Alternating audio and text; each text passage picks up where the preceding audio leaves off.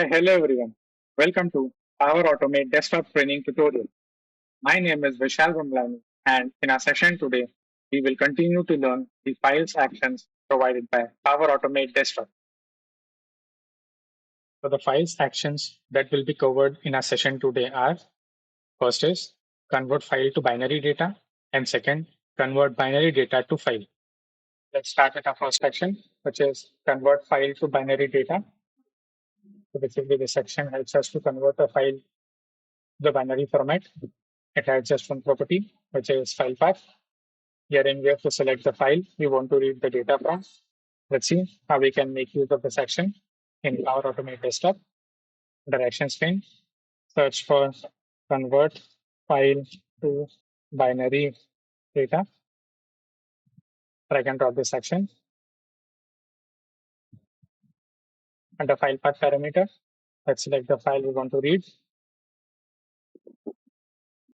The variable produced by this action is binary data. Let's save this section and run this flow.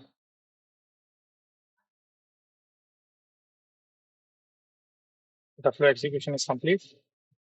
As you can see in the flow variable section, we have the binary format of the data and the binary data variable.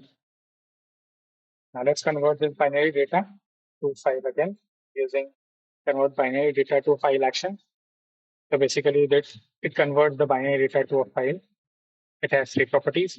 First is binary data, wherein we have to select the variable which contains the binary data. Second is file path.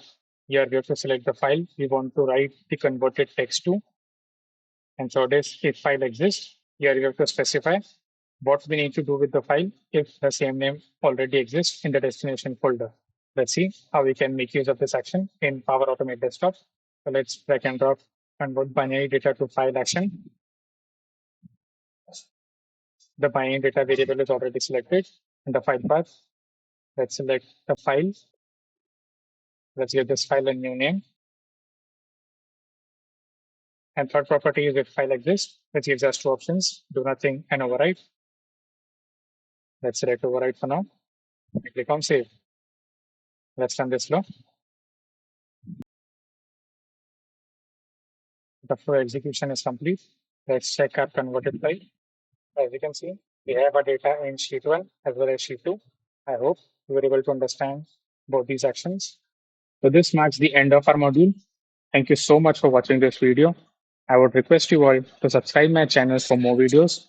Also, I have listed down some suggested videos as well as the ones next in line for your ease. Cheers.